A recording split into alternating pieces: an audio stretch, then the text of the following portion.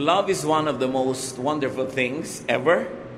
Pinakauso, pinakanararamdaman ng marami, pero also sometimes the least understood of all. Ang pag-aaral po natin, the wonders of love. Ano ang mga hiwaga, mga kababalaghan, at mga magagandang bagay tungkol sa pag-ibig. Salamat po Diyos dahil kayo ay Diyos ng pag-ibig. At tulungan mo kami, Panginoon, na maunawa ito ng higit pa para lalo naming maramdaman, maipadama, ma-enjoy, at lalo namin kayo, Panginoon, na madakila because you are God of love. Patawarin niyo po kami sa aming mga kasalanan, palakasin niyo po ang aming katawan, ang aming isip, ang aming loob, at nawa, Panginoon, dumagdag pa sa aming dati nang alam ang ituturo niyo sa amin ngayon. Enable us to have a deeper, wider, higher understanding of love because you are love. In the name of Jesus, your Son, our Lord, we pray with thanksgiving. Amen. Romans 3:23 says, all of us have sinned and fallen short of God's glory. And Romans 3:10 says, as it is written, there is no one righteous, not even one. And Ezekiel 18:20, the one who sins is the one who will die. So everybody is a sinner, but sinners die. Sin, death, separates people from God. Yung death could mean physical, it could mean spiritual, but both forms of death mean separation. Kaya tayo nalulungkot pag may namamatay because there is separation. But eternal and spiritual death means separation from God. Now, what is the relevance of God's love to death and to separation? The wonders of God's love, number one, is God's love saves. Love offers salvation. Love makes salvation possible. John 3:16, for God so loved the world that He gave His one and only Son, that whoever believes in Him shall not perish, but have eternal life. So sa verse na ito, nakita natin ang solusyon ng Diyos sa separation. God is holy, therefore those who sin, who are not holy, cannot have fellowship with God. There can be no unity, no oneness, no companionship with God when people sin. But God loves. And because God loves people to be with Him. But how can sinners be with God who is holy? Because sin separates the holy from the sinner. At ito ang solusyon, that God gave His only Son, that whoever will believe in Him will become holy. Sin will be forgiven. The holiness of Jesus will be given to the believer. Therefore, the believer becomes holy, and therefore there is no more need to die. God's love offers salvation from sin, and God's love makes salvation from sin available in and through Jesus. That's why Jesus is Lord of love. Magandang mapag-connect-connecta natin sa ating isip at manawaan ng lubos at malalim ang kahulugan ng lahat ng ito. Na ang tao ay mahal ng Diyos, pero hindi pwedeng makipagniig, makipag-isa ang Diyos sa makasalanan. So ang ginawa niya sa kanyang pagmamahal ay pinadala niya ang kanyang anak na si Jesus, na sa pamamagitan ni Jesus ang mananalig sa kanya ay magiging banal, therefore na-solve ang problem. People who believe in Jesus become legally holy, though actually are not. Sa totoong buhay, sa pang-araw-araw na buhay, walang banal. Kahit pa na born again ka na, kahit tumanggap ka na kay Jesus, araw-araw nagkakasala ka pa rin. Pero sa tingin ng langit, hindi ka na nagkakasala pang muli, kasi yun nga ang binayaran ni Jesus. Binayaran ni Jesus yung kasalanang nagawa na, ginagawa at gagawin pa. Ang laging takot ng iba sa teaching na yan, baka daw abusuhin ng iba. No person who truly receives the love and forgiveness of God will ever use that love as a license to deliberately live in sin. That is impossible. Kaya huwag tayong sobrang mag-alala, ma-underestimate natin ang power ng Holy Spirit to convict, at yun ding conviction ng mga tao to live a righteous life. Kaya iba ayaw nila nagtuturo ng salvation which is eternal because they're afraid that it might be abused. Huwag nating i-underestimate ang pananalig ng tao, katapatan ng tao, at ang power ng Holy Spirit to convict. Love is so wonderful that it makes us sinners holy in the eyes of God. Parang yung mga magulang, kung minsan makikita mo, sobrang mali na nga yung anak, pero naiunawaan pa niya, ginajustify pa. Kasi yung anak ko na yan, nung maliit yan nauntog yan kaya nagkaganyan. May mga justification. Yung anak ko kasi na yan, medyo napabayaan ko nung maliit ako, hindi ko naalagaan, kaya naging ganyan. Kahit ang daming ginagawang mali ngayon, ayaw sasabihin yung anak. Tao pa tayo, at pag-ibig lang ng tao, sa anak ng tao yon. Ano pa yung pag-ibig ng Diyos? Through Jesus, that can justify sinners. At hindi naman naging libre, may bayad. Ang nagbayad ay ang anak ng Panginoong natin sa langit, si Jesus mismo. That's why that alone makes love very wonderful. Napapaganda ng pag-ibig yung hindi maganda. Napapalinis yung hindi malinis. That's why sa tingin ng Diyos, ang mga tumanggap kay Jesus ay malinis, banal. Not because we really are, but because the love of Jesus makes us holy and acceptable to God. Another wonder of love is that love identifies God's children. Maraming mga pagtatangka ang mga tao sa buong panahon kung paano maipapakilala nila na sila'y maka-Diyos. May mga dinadaan yan sa diet, kung anong kinakain nila at hindi. May dinadaan yan sa anong isinusuot at hindi. Yung iba, dinadaan pa nga nila kung anong version ng Bible ang ginagamit nila. May dinadaan yan sa kung anong uri ng bautismo ang pinapractice nila, etc., etc. But 1 John 4:7 and 8 says, "Dear friends, let us love one another, for love comes from God.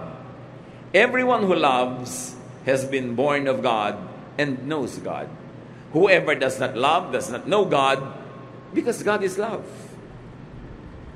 Para dito sa 1 John 4:7 and 8, ang tunay na pagkakakilanlan ng anak ng Diyos kung siya ay marunong magmahal. Hindi sinabi na dapat member siya ng ganitong religion para masabing siya ay anak ng Diyos. Hindi sinabing dapat ganito ang kanyang congregation, ganito ang kanyang religious practice. Sinabi niya, sino mang marunong umibig ay nakakakilala sa Diyos. You see, love transcends even religious identity. Kapag ang tao ay maibigin, ano man ang relihiyon niya, ibig sabihin, nag-ahari ang Diyos sa kanyang buhay. Pero ang tao hindi maibigin, ano man ang relihiyon niyang ipinagmamalaki, sinabi dito, no, hindi ka anak ng Diyos. Whoever does not love does not know God. No matter your religious membership. So ang tunay na pagkakakilanlan, kung ang tao ay anak ng Diyos, nakakakilala sa Diyos, pinaghaharian ng Diyos, kung siya'y maibigin. At syempre, kakambal ng pagiging maibigin yung maawain. Pag di ka maawain, malupit ang puso mo. Natutuwa ka pag may nagdurusa, lalo ang nagdurusa sa tingin mo makasalanan. Sasabihin mo, dapat nga, buti nga sa kanya kasi makasalanan siya. Yan ang palo sa kanya ng Diyos. Yung may lihim kang tuwa, magduda ka kung anak ka ng Diyos. Hindi kailangan pagdudahan na relihiyoso ka. Surely religious ka, pero anak ka ba ng Diyos? Basahin muli natin ang 1 John 4:7 and 8. Kasi ito palang pamantayan na. Let us love one another. For love comes from God. Everyone who loves has been born of God. Di ba kailangan, you must be born again. Pinagtuturo natin yan, John 3:3. Unless a man is born again, he cannot see the kingdom of God. So akala natin, yung pagiging born again, yung mananalangin ka, hihingi ka ng tawad sa kasalanan mo, tatanggapin mo si Jesus. Yes, it is a way, a method to be born again. But 1 John 4:7 and 8 tells us that he who loves has been born of God. Yung umiibig, maibigin, maawain, matulungin, born again yun. Kahit hindi technically ginawa niya yung religious formula, Kahit hindi siya umaten ng religious rally, hindi siya umaten ng evangelism class, maibigin siya, that person is born of God. And that person knows God. Not necessarily that that person is religious. It is not necessary that that person knows all the necessary verses, because love is the best verse. Sabi niya, those that love know God. Whoever does not love does not know God. Sorry na lang, kung hindi ka maibigin, kahit anong rank mo sa religion, kahit gaano katagal ka na, kahit daming verses mong alam, sinasabi ng verses na ito, hindi mo kilala ang Diyos. Kasi ang tunay na nakakakilala sa Diyos ay maibigin.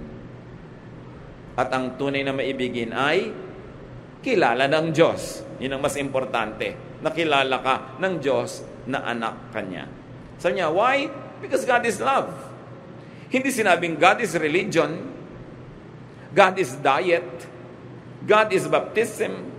Sabi, God is love. Love also identifies Jesus' true followers. John 13:35, sabi ni Jesus, if you love each other, everyone will know that you are my disciples. Dapat pag may sabing, alam mo, nagmamahalan niya mga yan. Ay, born again nga. Ay, they really know God. Maka-Diyos nga. Follower nga ni Jesus. Dahil yun ang ID ng mga follower ni Jesus. Hindi haba ng buhok, hindi haba ng laylayan ng damit. Ang ID ng mga follower ni Jesus, pag-ibig. Not religious membership, not looks, not even activities. In other words, love confirms salvation. Merong mga nagtatanong, paano ko ba mapapatunayan na born again na nga ako? Na na-save na nga ako? Maibigin ka na ba? Yung bang dating hindi mo maibig ay natututunan mo na unti-unti, kahit unti-unti, pero dapat may asenso na namamahal. Ang pagmamahal ay hindi laging emotion. When you are committed to somebody's well-being, hindi kailangan maging emotionally involved ka sa kanya. Ibig sabihin, mahal mo siya. Dahil gusto mo yung makakabuti para sa kanya. Love shows the extent of salvation. Love shows how much one is forgiven. Love shows how much one experiences the love of God. Mas nakadama ng pag-ibig ng Diyos, mas nakakapagpadama ng pag-ibig sa kapwa. Lack of love does not mean incomplete salvation. Kasi kung minsan may mga, sabi nila, saved ako, tumanggap na ako kay Jesus, pero kulang na kulang pa rin sa pag-ibig, it could only mean the extent of incompleteness of experiencing God's love. Therefore, it's also the extent of incompleteness to love others. Hindi pa lang niya lubos na hinahayaan ng Espiritu ng Diyos na maghari sa kanyang buhay para siya maging maibigin. Minsan, may mga bagong-bagong nakakakilala sa Panginoon in honeymoon period with the Lord. Very loving, very nice, very good. Pero later on, tumitigas uli ang puso. Nagiging makasarili na naman. That's why we have to renew our commitment to God day by day. Hindi pwedeng week by week, month by month, year by year. Kailangan kada araw. Sinasariwa mo kung sino ka, ano ang relasyon mo sa Diyos. Parang naghahari sa ating buhay ay pag-ibig. Pagmamahal. Kasi ang tao nagmamahal, merong ibang ligaya, merong ibang sigla, merong ibang lakas. At itong pagmamahal natin sa Diyos, na pinakamabuting maipakita sa pamamagitan ng pagmamahal sa kapwa-tao, ito talaga ang nagbibigay sa atin ng iba yung lakas na espiritual. Kaya nga kung minsan, yung mas malinaw na galing sa makasalanang buhay, yung mas malalim ang pinaghugutan na dilim, yun ang nagiging mas maibigin sa Diyos at sa kapwa pag nakakilala na sa Panginoon. Kasi yung mga hindi masyadong obvious na nagkasala, may natitira pang self-righteousness sa kanila eh.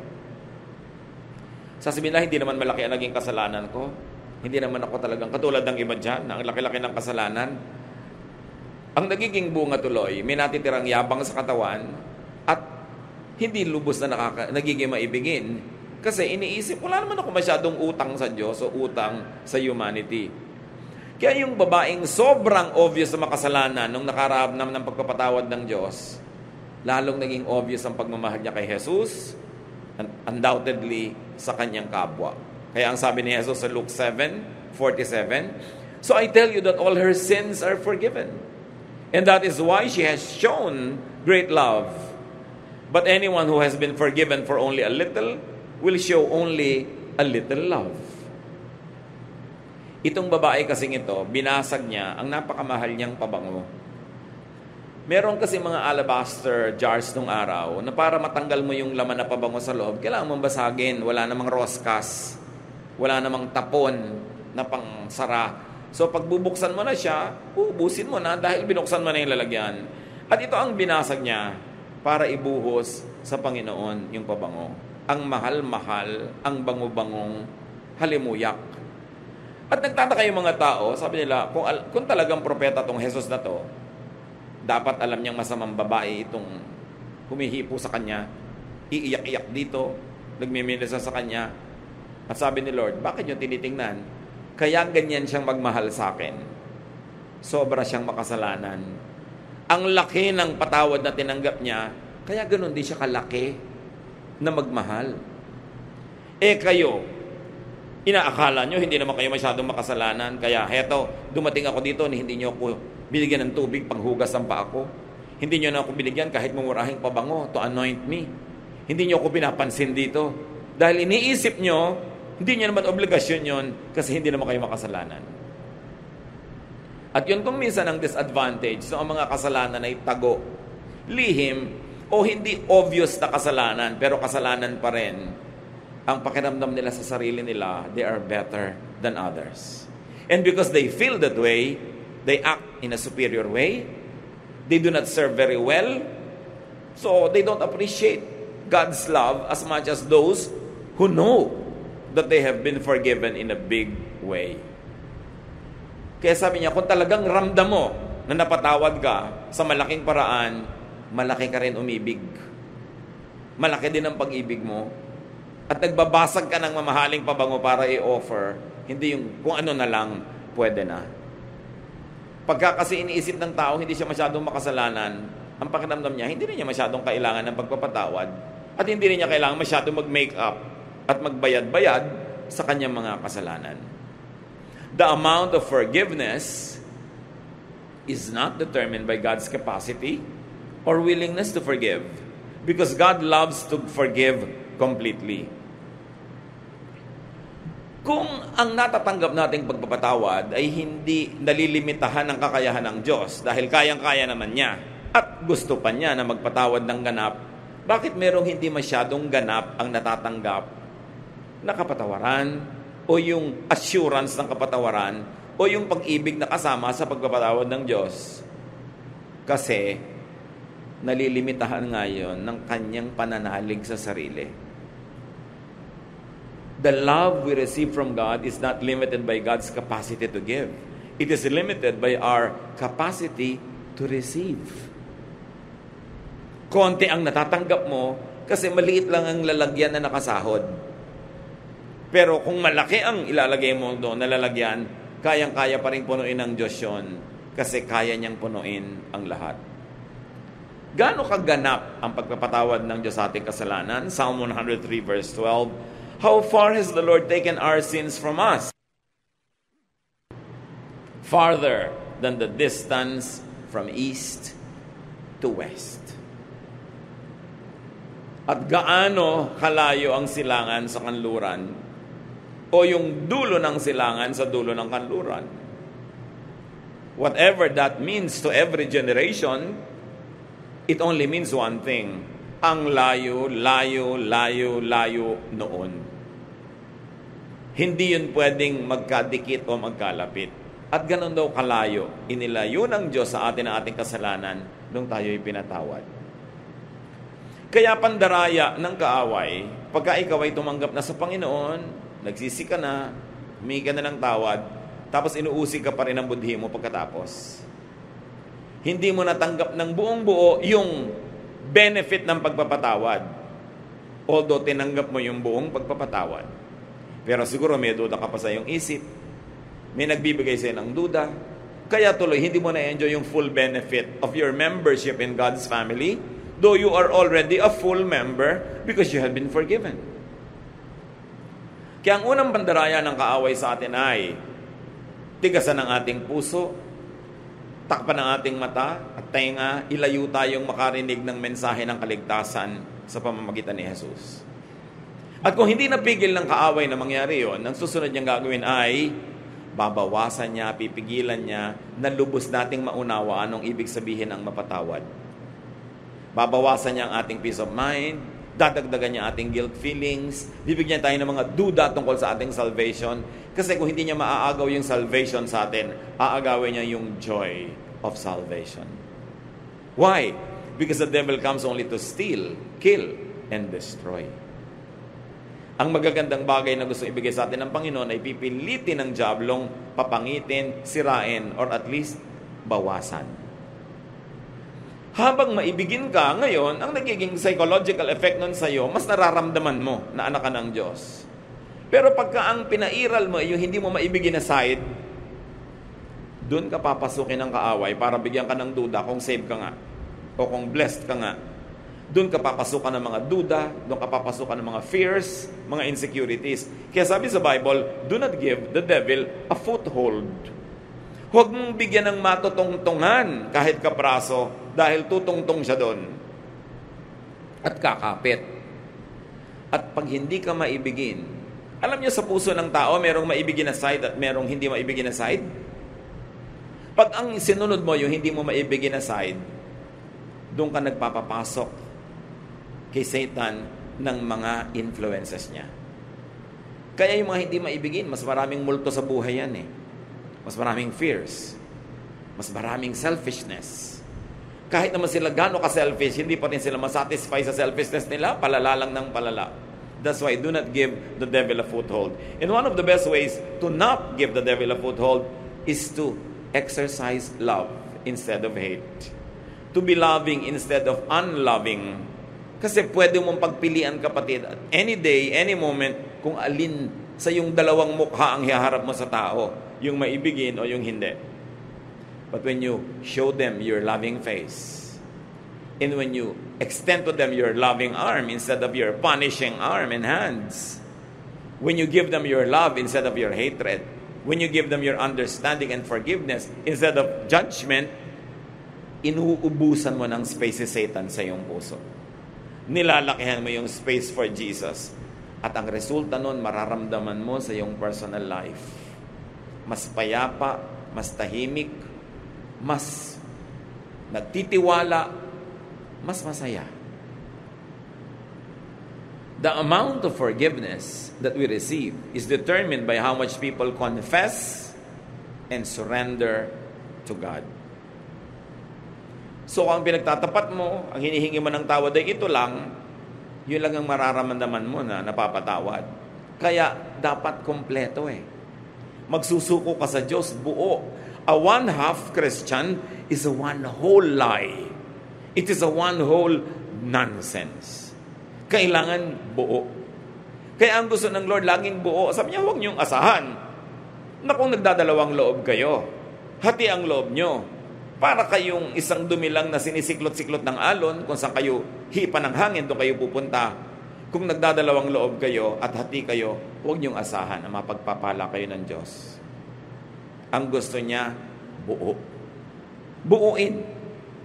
At sapagkat hindi tayo perfect, siguro hindi mo laging 100% maibibigay, pero kung 99, 95, 97, bibilangin na yun as buo. Kesa 2, 3, 30, 24. Sobrang daming kulang nun. Kaya magmamahal na rin lang tayo, sige na, magmahal ka na. Maglilingkod ka, yung best mo. You're going to give your best. Give your alabaster jar of perfume. Hindi yung kung ano-ano lang. Kasi dapat buo. At yung buo lang ang paglapit sa Diyos, ang makakatanggap din ng buong pagpapala. Hindi kapra-kapraso, hindi punit-punit, hindi pilas-pilas, hindi kakaunti. Another wonder of love is that love erases sin. Nabubura ang kasalanan. 1 Peter 4:8. Above all, love each other deeply because love covers over a multitude of sins. The contemporary English version says, love wipes away many sins. But the wonder of this verse is in its Greek original, not in its English translations. Kasi yung Greek rendering of 1 Peter 4:8, parehong pwedeng basahin mo na pag may pag-ibig, nabubura ang mga kasalanan ng nagpatawad at kasalanan ng pinatawad. Pwede mong basahin both ways. Kaya sa English, hindi mo, ang tanong mo kung ikaw ay masuriin mag-aral, okay, love covers over a multitude of sins. Whose sins are covered? Sin ba nung pinatawad at minahal o sin nung nagmahal at nagpatawad? But the Greek rendition could be read both ways. Therefore, that was the intention of the Spirit when the verses were written in Greek. That when you love, your love erases the sin of the object of your love, but it also erases yours. Parehong nakikinabang yung pinapatawad at nagpapatawad, yung umiibig at iniibig. Kaya inuutos sa atin, forgive one another.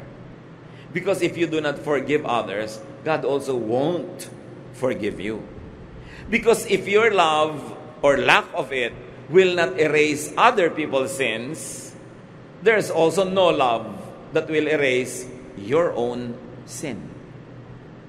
Kaya napakalaking benepisyo na magmahal. Huwag kang magkwenta. Huwag mo sabihing, nalugi ako sa pagmamahal sa'yo. Nalugi ako sa pagpapatawad sa'yo. Nalugi ako sa paggawa sa'yo ng mabuti. No, dahil sa iyong pag-ibig, siya at ikaw na umibig ay parehong nakikinabang. Pero siyempre, kung tayo naman yung tumatanggap ng pag-ibig ng kapwa, lalo pagpapatawad ng kapwa, mainam na kahit siya may premyo na sa Diyos, meron pa rin siyang premyo galing sa atin na napatawad at tumanggap ng kanyang pag-ibig. Huwag natin sasabihin, dahil minahal mo ako, tinulungan mo ako, Diyos na ang bahala sa iyo. Dapat, gagawa tayo ng paraan na tayo man magsukli. Pero kung ikaw yung nagbigay, tas hindi ka nasukli anong tao, ibukas mo ang mata mo sa ibinigay sa iyo ng Diyos. Dahil pati ang iyong mga kasalanan ay nabubura pag nagpapatawad ka at bumubura ng kasalanan ng iba. God's love in and through Jesus covers over and wipes away people's sins. Love for one another covers over and wipes away other people's sins and one's own sins. Ano ang napakalinaw na moral lesson niyan agad, mga kapatid? If you can't be sinless, love all the more. Kung hindi ka makapamuhay ng walang kasalanan, nagkakaroon ka pa rin ng mga kasalanan, anong ipambubura mo doon? Pag-ibig sa kapwa. Pagmamahal. Kaya mas marami kang hindi malampasan pang kasalanan, hindi mapagtagumpayan, mas sikapin mo maging maibigin, patawad sa kapwa. Kasi sa pagbubura mo ng kasalanan nila, dahil minamahal mo sila, pati ang sayo nabubura. Baligtarin niyo, mga kapatid. Kung di kayo marunong magpatawad, ano nangyayari sa mga kasalanan nyo? Di rin napapatawad. Pag hindi kayo marunong magbura ng utang ng iba, ang utang nyo rin hindi nabubura. Kaya sa Matthew chapter 6, ang linaw ng sinabi sa Lord's Prayer, forgive us as we forgive those who sin against us. Patawarin mo kami, gaya rin naman ng pagpapatawad namin sa nagkakasala sa amin. Kung nagpapatawad kami ng kalahati lang, Lord, di kalahati lang din ang kasalanan ko ang patawarin nyo. Kung di po ako nagpapatawad, di huwag nyo akong patawarin. Pero Lord, nagpapatawad po ako, kaya patawarin nyo na rin ang mga kasalanan ko. Yang pag-ibig, mas kailangan yan ng mga hindi makapagtagumpay sa mga kasalanan. Kasi kailangan may mambura ng ating mga kasalanan. And it is love for others that will do that. Matthew 22:37-39. Nung tinanong si Jesus kung anong pinakamahalaga sa lahat, sa mga utos, sabi niya, love the Lord your God with all your heart, soul, and mind. This is the first and most important commandment. The second most important commandment is like this one, and it is love others as much as you love yourself. Ang totoo, yung 10 commandments, pwedeng hatiin sa dalawa. Yung mga naunang commandments only means love God. Yung you shall not call upon the name of the Lord your God in vain, yung you shall have no other gods before me, etc., etc. It means love God. At yung mga do not steal, do not commit adultery, do not covet, do not kill, lahat yon love others. Kaya pag mahal mo ang Diyos at mahal mo rin ang iyong kapwa, technically, sinusunod mo yung buong commandment. So huwag kang mapako sa mga detalye ng mga commandments at mga religious laws. Ang mahalaga ito, maibigin ka. At pag maibigin ka, mapansin mo man o hindi, natutupad mo, nasusunod mo ang kautusan. Kasi ang kautusan, nakakalito sa mga detalye. Pero ang ibig sabihin lang, maging maibigin ka. Tulad ng, bakit ang mga babae sa Corinth ay inuutosang magbelo? Kasi ang lalalim ng mga damit nila, yung mga dibdib, yung mga likod, nakakaakit sa mga lalaki sa worship, na nakatingin na sa batok nila, tinititigan na yung mga buhok nilang umaakit sa batok nila patungo sa likod ng tenga nila, nawala na sa pag-worship ang mata ng lalaki. Kaya maibigin ka, magbelo ka para di ka titigan at nang walang tukso. So, maibigin. Pag sinabing huwag kang kumain ito dahil may na-offend, kasi na-offend sila, huwag na lang sila ma-offend. O sige, hindi ko na lang kakainin, maibigin ka nun. Yung sinabing, you shall not covet what is not yours, pag-ibig sa kapwa, kanya yun bakit mo pag-iinteresan? You shall not steal. You shall not commit adultery. Because when you commit adultery, una, hindi mo minamahal ang asawa mo. Pangalawa, hindi mo minamahal yung kapartner mo in crime kasi nagkakasala rin siya. At kung siya may asawa rin, hindi mo minamahal yung asawa niya, inaagawan mo. Kung may mga anak siya, inaagawan mo ng tatay itong mga anak na ito, napunta na sa yung tatay nila. At kung may mga anak ka na malalayo ang loob o ma-offend o mapapabayaan dahil sa iyong pangangalo niya, hindi mo rin minamahal ang mga anak mo. So lahat ng mga utos actually tungkol sa pag-ibig. Ang problema, yung mga iba sobrang naging legalista at relihiyoso. Masunod lang yung mga detalye ng utos kahit hindi na sila maging maibigin. Nabaligtad. Pagka sinabing batuhin niyo ang mga babaeng nangangalo niya hanggang mamatay, anong pag-ibig doon? Because it is meant to be a deterrent. Para matakot ang mga tao, mga niya. Huwag silang mang-agaw ng asawa ng may asawa. Maging tapat sila sa kanilang mga asawa. Pero hindi rin naman nag-work. Wala ring takot yung mga tao. Nababato lang, namamatay lang. Nagkakasala lang tuloy yung mga bumabato dahil nagiging malupit sila. Pero tuloy pa rin naman ang pangangalo niya. Kaya ang sinabi ni Lord, okay, anong pinakamahalagang commandment? Huwag nyo nang isipin yung mga detalye kasi nalilito kayo Sometimes sa pagsunod nyo sa detail, doon kayo nagiging unloving. Kaya ibinalik ni Lord, ito ang commandment, love the Lord your God with all your heart and with all your soul, and love your neighbor as yourself. Huwag kayong magpalito sa interpretation yan. Pag hindi loving, hindi na yan ang law of God. Pag sa pagsunod sa religious regulation, hindi na kayo nagiging loving, nabe-break nyo na yung spirit of the law. Ang sinusunod nyo na lang, the letter of the law. Kaya sabi niya, para walang lituhan, ang lagi mo na lang itanong, is it loving? Pastor, pwede po ba akong umattend ng lamay ng lola ko kasi may padasal po sila? Hindi ba? Iba naman yung religion natin. Hindi tayo nagdadasal para sa patay. Loving ba na hindi ka umattend? Apo ka? Hahanapin ka ng mga magulang mo, ng mga tiya mo, ng mga pinsan mo. Loving ba na hindi ka umattend? Hindi po. Di umattend ka. Alam ka namang natanggal yung salvation mo dahil umattend ka niyan. Yung pong pinsan ko, na lumaki kami, kababata ko pa nung araw, tapos ganyan ikakasal. Kaya lang po, iba yung religion nila, kinukuha kong abay. Aabay po ba ako? Iba na ang aking church ngayon. Loving ba na huwag kang sumipot sa kasal ng pinsan mo? Hindi po. Kasi magdaramdam siya. Kasi gusto niya, nandun ako. Di umattend ka. Natanggal ba yung kaligtasan mo sa pagiging loving mo? Umattend ka doon. Yung iba kasi, sa pagiging technical ng religiosity nila, sa pagsunod nila sa mga letra ng mga bawal at hindi bawal, ang nagiging ending, hindi sila loving. Kaya, nilinaw ni Jesus, the most important commandment is to love. And if in the process of loving, you break the letter of the traditions and the laws, then do so, but be loving. Because it is the highest command of all. It is the most important command of all. The best, the highest, and the purest religion is love. Now, no matter how religious you are, how high your religious position or office is, if you are not loving, balewala ang lahat. At si Pablo mismo, sabi niya sa 1 Corinthians 13:13, "For now there are faith, hope, and love. But of these three, the greatest is love."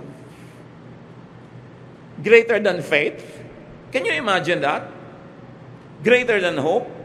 And Paul says, the greatest is love. Unahin nyo ang umibig. Huwag niyong unahin maging relihiyoso. Kung ang pagiging relihiyoso, ang ending, di kayo maibigin. So learn and practice to love more.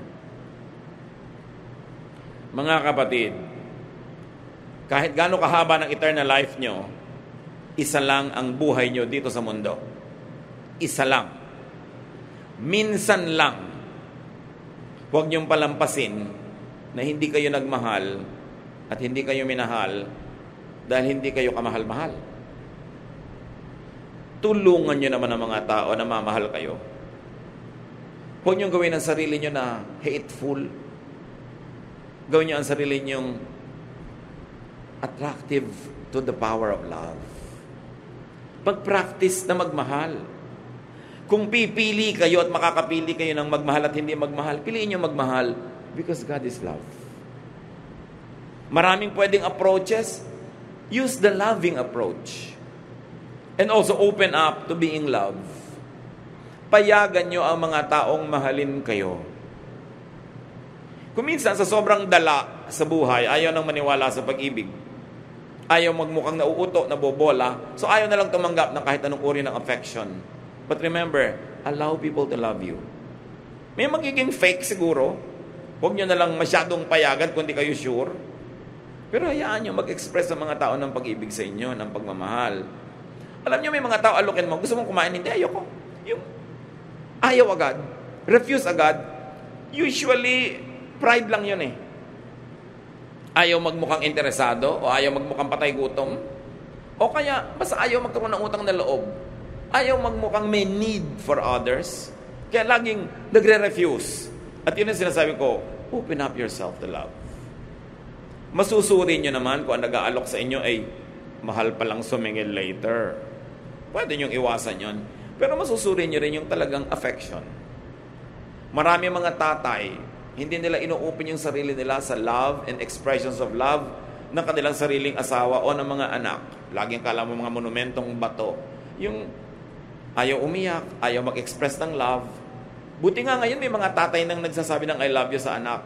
One generation ago, mamatay na lang at magkamatayan. Fathers will never say that. Marami pa nga ngayon na husband hindi masabi sa wife I love you eh. Yung ang asawa naman parang halamang tuyot na tuyot, gusto-gustong madilig ng I love you. Lambo ba ako, daddy? Daddy, lambo ba ako? Eh, di ba pinakasalan nga kita? Ay, thank you very much. Salamat naman. Tatanawin kong utang na loob na pinakasalan mo ko, pero gano'n ba kahirap sabihin sa akin, I love you. So, open up yourself to loving, to being loved, and to being more loving to others. Kasi lahat nakikinabang. Make sure lang na hindi naman fake. Maraming pagmamahal lang manugang. Maraming biyanan, ayaw tumanggap ng pagmamahal lang manugang. Yung mailap, tanggi ng tanggi. Meron din naman ganung manugang. Bakit? Ang iksi-iksi ng buhay. Tanggapin natin ang lahat ng available na love na walang masamang kapalit. At ibigay din natin ang lahat ng available na love na wala naman masama na bayad kung ibigay natin sa kapwa. Hindi kahinaan na magpakita ng pusong maibigin. In fact, it is strength to show that you are loving. To say sorry when you feel sorry. Kuminsan kasi may nasasabi tayong masakit, agad-agad alam mo mali ka, right there and then sabihin mo, sorry. I'm really sorry. With every second, every minute, every hour na hindi mo sinasabi yung sorry, mas humihirap sabihin. Lalo kung isang linggo na ang lumipas, isang buwan, nagkakatigasan na. Samantalang, sorry said in the most correct time will actually not permit more damage. Yung agad pag sorry ka, kahit alam mong sorry ka, ba't di mo masabi? Bakit mahirap gumawa ng mabuti? Ba't ang dali-daling gumawa ng masama, manakit ng kapwa? Bakit? Doon natin makikita how much of God's love is at work in our hearts. Sundin ninyo ang sinasabi ng budhi. Kung ang sinasabi nito ay magpakumbaba, humingi ng tawad, tanggapin ang pagkakamali. Hindi yan weakness. Yan ay strength. Because only very strong people can say sorry. Weak people will pretend to be hard-hearted o kaya will make up another way but will never say sorry.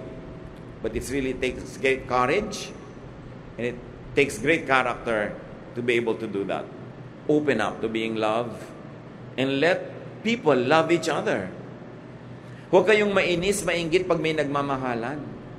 Mabuti nga, there are 2 less lonely people in the world. Tapos mga kontrabida ka pa pag may nagmamahalan. Alam nyo ba na may mga biyena na nabubuisit pag yung anak nila at yung manugang ay lovey-dovey? Bakit? Mabuti nga may nagmamahal sa anak nyo at may minamahal siya. Walang sa lugar yung mga magulang na nagsiselos pa. Of course, hindi romantic selos, pero parental selos. Pero wala yun sa lugar. Marami ring mga manugang nagsiselos sa biyanan. Inis na inis sa anak pagka nagpupunta yung anak doon sa nanay niya. Magkaiba naman kayo ng sitwasyon ng biyanan mo, so hindi kayo dapat magselosan. Hindi kayo magkatalo. Magkaiba kayo. You are in another level. Kaya kailangan mag-mature tayo. Payagan din natin ang mga taong magmahalan. Sabi nga nung isang tula, better by far you should forget and smile than that you should remember and be sad. Yun ang pagmamahal. Mabuti nang malimutan mo ako habang malayo ka.